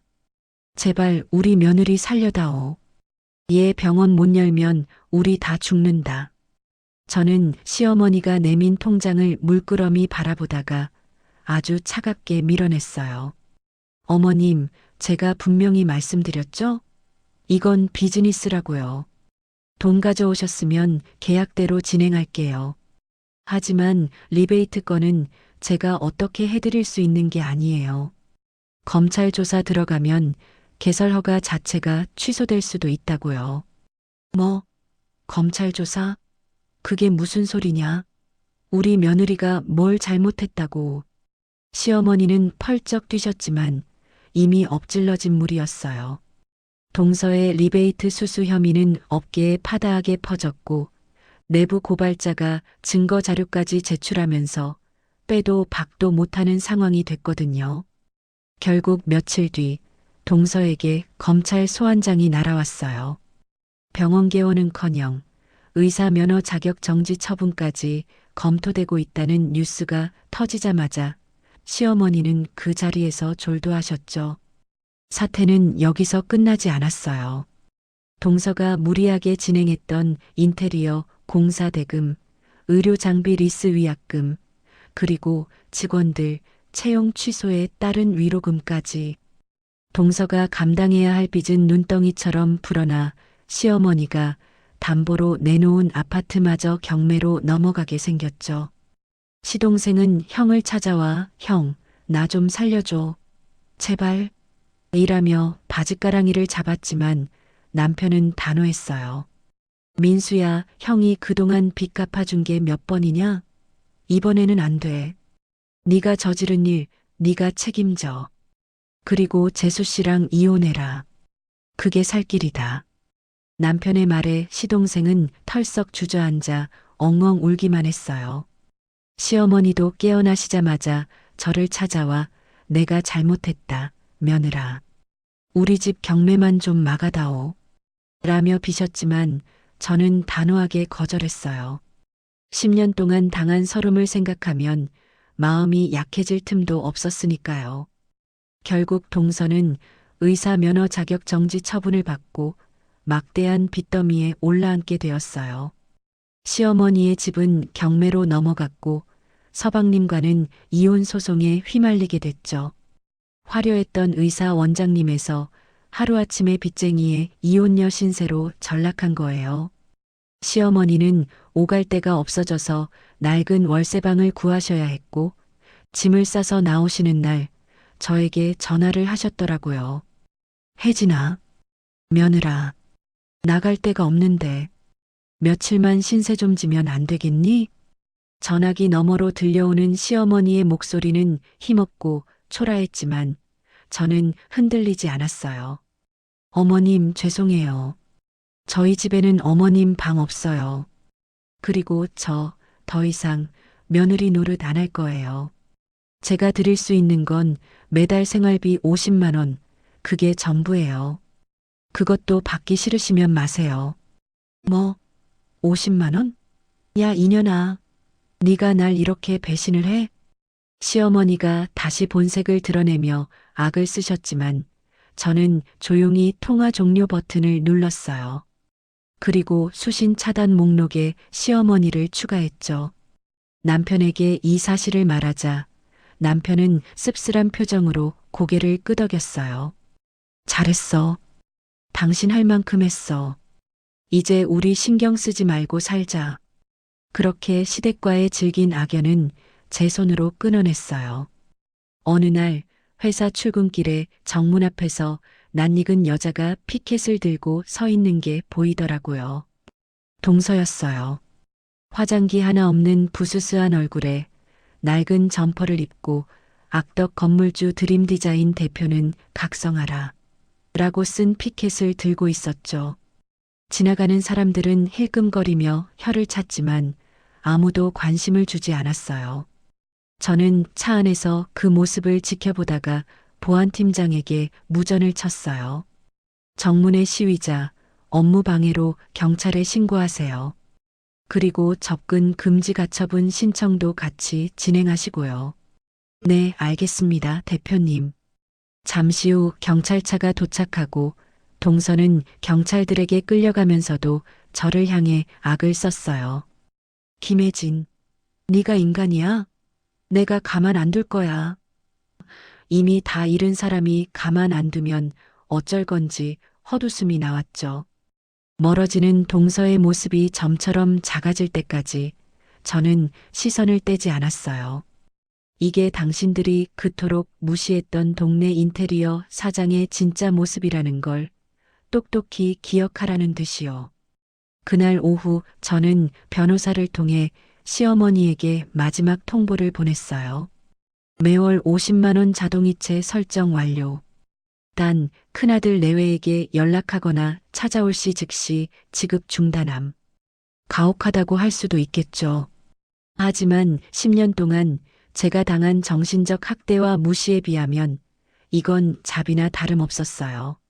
남편도 제 결정에 전적으로 동의해줬고요. 우리는 그렇게 과거의 상처를 도려내고 새살이 돋아나길 기다리며 서로를 꼭 안아주었어요. 이제 진짜 우리 가족, 우리 세 사람만의 행복을 위해서만 살기로 약속하면서요. 지긋지긋했던 시월드의 막장 드라마는 제 손으로 쓴 완벽한 손절이라는 결말로 막을 내리게 된 거죠. 시간이 약이라는 말이 정말 맞나 봐요. 그토록 치열하고 숨막혔던 시댁과의 전쟁이 끝나고 계절이 2번 바뀌는 동안 우리 세 가족의 삶은 마치 거짓말처럼 평온하고 눈부시게 달라졌으니까요. 가장 먼저 달라진 건 역시나 제 회사였어요. 강남 빌딩 인수권이 업계에 소문이 나면서 뚝심 있고 실력 있는 인테리어 회사라는 입소문이 퍼지기 시작했거든요. 덕분에 굵직한 프로젝트 의뢰가 물밀듯이 들어왔고 직원 수도 2배로 늘어나면서 사옥을 더 넓은 곳으로 확장 이전하게 됐죠. 새 사옥 오픈식 날 남편은 말끔한 수트 차림으로 제 옆에 서서 테이프 커팅을 함께 했어요. 현장 먼지 뒤집어 쓰고 땀 흘리던 박 이사님이 아니라 이제는 수십 명의 현장 소장들을 지휘하는 든든한 시공 총괄 본부장님이 된 거죠. 직원들이 본부장님 멋지십니다 하고 엄지를 치켜 세우니 남편은 쑥스러워하면서도 어깨가 으쓱해지는 게 보이더라고요. 그 모습을 보는데 가슴이 뭉클하면서도 어찌나 뿌듯하던지 날아갈 것만 같았습니다. 그리고 다시 명절이 돌아왔어요.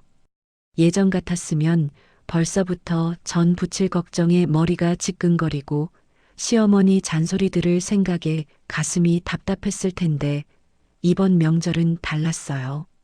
우리는 과감하게 비행기 표를 끊었습니다. 목적지는 따뜻한 남쪽 나라 베트남의 다낭이었죠. 공항에서 비행기를 기다리는데 딸아이가 깡충깡충 뛰면서 좋아하더라고요. 엄마, 우리 진짜 비행기 타? 할머니네 안 가. 응, 안 가. 우리끼리 재미있게 놀다 올 거야. 와, 신난다. 엄마 최고. 아빠 최고. 아이가 해맑게 웃는 모습을 보는데 그동안 이 당연한 행복을 왜 미루고만 살았나 싶어 미안한 마음이 들었어요. 남편도 제 손을 꼭 잡으며 속삭였죠. 고맙다, 혜진아. 진짜 고맙다. 뭐가 고마워. 당신이 더 고생했지. 우리는 서로를 바라보며 빙긋 웃었어요. 더 이상 눈치 볼 시어머니도 얄미운 동서도 없는 오로지 우리 가족만을 위한 진짜 명절이 시작된 거예요. 리조트에 도착해서 짐을 풀고 수영장에 누워 있는데 문득 한국에 있는 그 사람들이 생각나더라고요. 들리는 소문으로는 시어머니는 좁은 월세방에서 하루하루를 눈물로 보내고 계신다고 해요. 동네 노인정에 가서 며느리 욕을 좀 하려고 했더니 이미 소문이 쫙 퍼져서 오히려 망신만 당하셨다네요. 아니, 그 며느리가 그 유명한 드림 디자인 대표님이라며? 며느리 복을 발로 찼구먼, 쯧쯧. 그러게 평소에 좀 잘하지. 의사 며느리만 챙기더니 꼴 좋다. 사람들이 수군거리는 소리에 시어머니는 얼굴을 들고 다니지도 못하신다고 하더라고요. 동서는 어떻게 됐냐고요? 의사 면허 정지 처분이 끝나고 지금은 지방의 아주 작은 요양병원 당직 의사로 근근히 일하고 있다고 해요. 밤낮 없이 당직 서면서 빚 갚느라 허리가 휘는데 예전에 그 콧대 높던 사모님 모습은 온데간데 없고 다크서클만 퀭하게 내려앉았다는 소문이 들려왔죠. 서방님과는 이혼 소송 중인데 서로 내 탓이라며 진흙탕 싸움을 하고 있다고 하니 참 인생무상이라는 말이 딱이었습니다. 저녁 노을이 질 무렵 우리는 해변가 레스토랑에서 근사한 저녁 식사를 했어요. 딸아이가 스테이크를 오물오물 씹으며 물었죠. 엄마, 여기 진짜 좋다. 꼭 공주님이 사는 나라 같아. 제가 아이의 머리를 쓰다듬으며 말해줬어요. 그래, 우리 딸이 공주님이니까 엄마가 여기로 데려온 거지. 그럼 엄마는? 엄마는 왕비님이야? 아이의 순수한 질문에 제가 잠시 머뭇거리자 남편이 불쑥 끼어들었어요.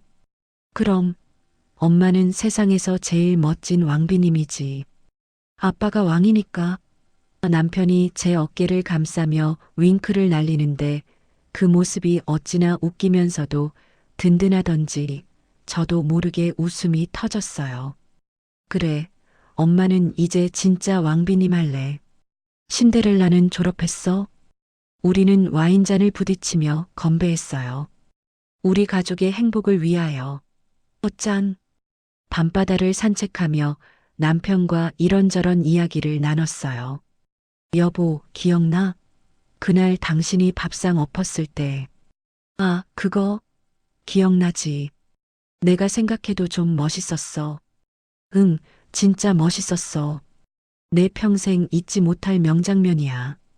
그때 당신 아니었으면 나 아직도 전 부치고 있었을지도 몰라. 남편은 걸음을 멈추고 저를 지그시 바라보며 말했어요. 혜진아, 내가 약속할게. 다시는 당신 손에 물 한 방울 안 묻히게, 눈물 한 방울 안 흘리게 할게. 당신은 그냥 지금처럼 당당하고 멋지게 살아. 내가 평생 당신 보디가드 해줄게. 투박하지만 진심이 담긴 남편의 고백에 가슴이 뭉클해져서 눈시울이 붉어졌어요. 고마워, 여보. 나도 당신한테 부끄럽지 않은 아내, 우리 딸한테 자랑스러운 엄마 될게. 우리는 서로를 꼭 안아주었어요. 파도 소리가 자장가처럼 들려오고 하늘에는 별들이 쏟아질 듯 반짝이고 있었죠. 10년 동안 흘린 눈물이 거름이 되어 이렇게 아름다운 꽃을 피운 것 같았어요. 이제 저는 더 이상 누군가의 눈치를 보며 사는 죄인 같은 며느리가 아니에요. 수백억 자산을 움직이는 CEO이자 사랑하는 가족을 지키는 당당한 가장, 그리고 제 인생의 진짜 주인공인 김혜진으로 다시 태어난 거죠. 여행에서 돌아온 후 저는 회사에서 직원들을 대상으로 멘토링 강연을 시작했어요. 과거에 저처럼 기죽어 살거나 현실의 벽에 부딪혀 힘들어하는 청년들에게 제 이야기를 들려주고 싶었거든요. 여러분, 타이틀보다 중요한 건 실력입니다. 그리고 그 실력을 믿고 버티는 끈기입니다. 지금 당장은 힘들어도 언젠가 여러분의 진가를 알아주는 날이 반드시 옵니다. 그때까지 절대 포기하지 마세요. 저 김혜진처럼요. 강연이 끝나고 우레와 같은 박수 소리가 터져 나오는데 맨 앞줄에 앉아 있던 신입사원 한 명이 눈물을 글썽이며 저를 바라보더라고요. 마치 10년 전에 저를 보는 것 같아서 다가가서 어깨를 토닥여 주었어요. 힘내요. 당신도 할 수 있어요. 그 친구가 환하게 웃으며 고개를 끄덕이는데 제 마음속에서도 희망이라는 꽃봉오리가 다시 한번 피어오르는 것 같았어요. 오늘도 저는 현장을 누비며 먼지를 뒤집어 쓰고 밤새 도면과 씨름하지만 더 이상 힘들지 않아요. 퇴근하면 저를 반겨주는 토끼 같은 딸과 곰 같은 남편이 있고 무엇보다 저 스스로를 사랑하는 마음이 가득 차 있으니까요. 제 인생의 이막은 이제 막 시작됐을 뿐이에요. 그리고 이번에는 장르가 막장 시집살이가 아니라 통쾌한 성공 신화이자 달달한 로맨스가 될 거예요. 여러분도 기대해 주세요. 진짜 왕비 김혜진의 화려한 날개짓을요. 오늘 들려드린 혜진님의 사연 어떻게 들으셨나요? 10년이라는 긴 세월 동안 묵묵히 흘린 땀방울이 드디어 빛을 발하는 순간 저도 모르게 주먹을 불끈 쥐게 되더라고요. 특히 남편분이 차례상을 엎으며 아내의 편을 들어주는 장면에서는 10년 묵은 채증이 싹 내려가는 것 같았죠. 가족이라는 이름으로 혜진님의 희생을 당연하게 여기던 시댁. 식구들이 결국 본인들이 뿌린 대로 거두는 모습을 보면서 인과응보라는 말이 정말 틀린 말이 아니구나 싶었습니다. 지금 이 순간에도 어디선가 혜진님처럼 묵묵히 자신의 자리를 지키며 고군분투하고 계실 모든 분들께 이 사연이 시원한 사이다 같은 위로가 되었으면 좋겠습니다. 진정한 왕비가 되어 행복을 찾은 혜진님과 그 가족의 앞날이 언제나 꽃길이기를 진심으로 바라봅니다. 혜진님께 응원의 댓글을 남겨주세요. 큰 위로가 돼줄 거예요. 오늘도 끝까지 함께 해주셔서 감사합니다.